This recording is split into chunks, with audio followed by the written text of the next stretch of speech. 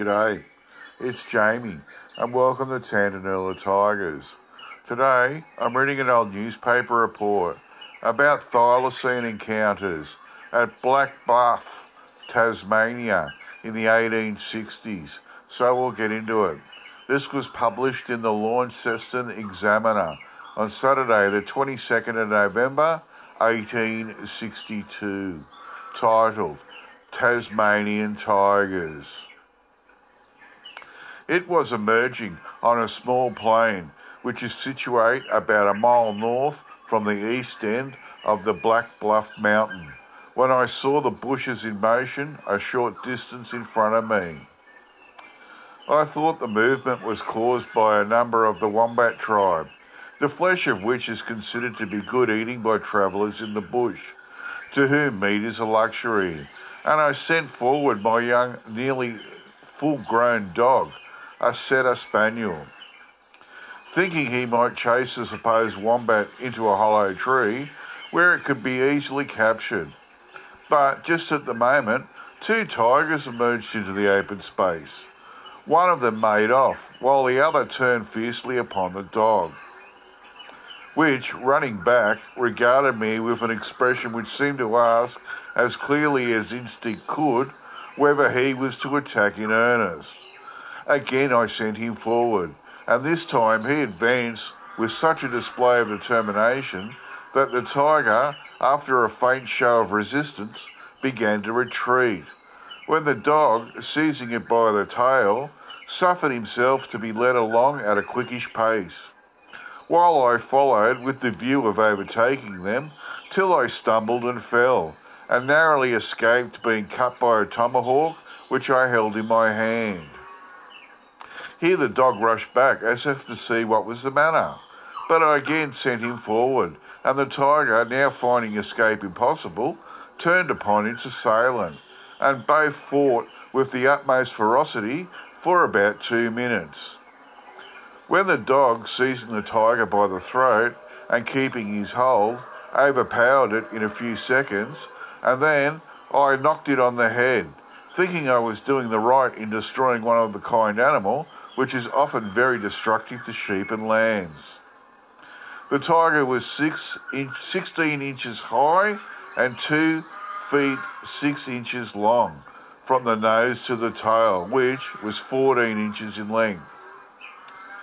A short time after the incident above mentioned, I was on the north side of the River Lee, and seeing my dog suddenly bound off, I looked in the direction he had taken, and saw him approaching the largest tiger I had ever seen, and which seemed disposed to treat him with the utmost defiance, rushing at and driving him off whenever he approached within a few feet, and then steadily resuming its course.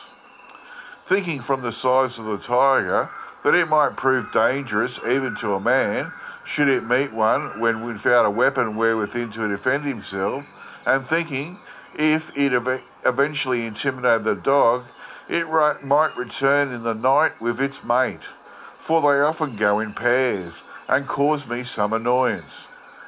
I resolved upon attempting its destruction, and I ran forward for this purpose, tomahawk in hand. But the moment it saw me advancing, it reversed its course, and made for the scrub at the margin of the river. But the dog, being encouraged by my voice and presence, rushed at and fastened upon it repeatedly, but was often repulsed with a sharp bite. He, however, so retarded its progress that I was unable to overtake it when, thinking to dispatch it at a single blow, I struck it on the head with my tomahawk and fractured its skull. But notwithstanding this, it reeled and staggering, fought the dog for fully 2 minutes, inflicting bite after bite in his neck in rapid succession, and placing his 4 feet against the upper part of his breast, pushed off by main strength whenever he fastened upon its throat. While this was going on, I could not strike a second blow for fear of wounding the dog. At such a rate did they roll about. At length, however, seeing that the tiger was becoming weak, I seized it by the hind legs, and placing my foot on the dog to keep him steady, I struck it again with my tomahawk, severing the spine of its neck and causing its instant death. The height of this tiger to the lowest part of the top of the back was 21 inches. The length of the head and body, 3 feet 4 inches, of the tail, 17 inches.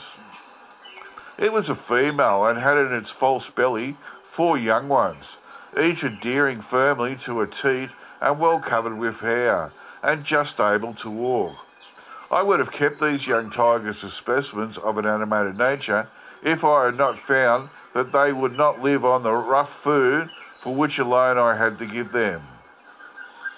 From what I know of the Tasmanian tiger, I believe that whenever it finds itself menaced by superior force, it retreats for its den, and if it succeeds in this, it faces about and be as secure from attack except the front.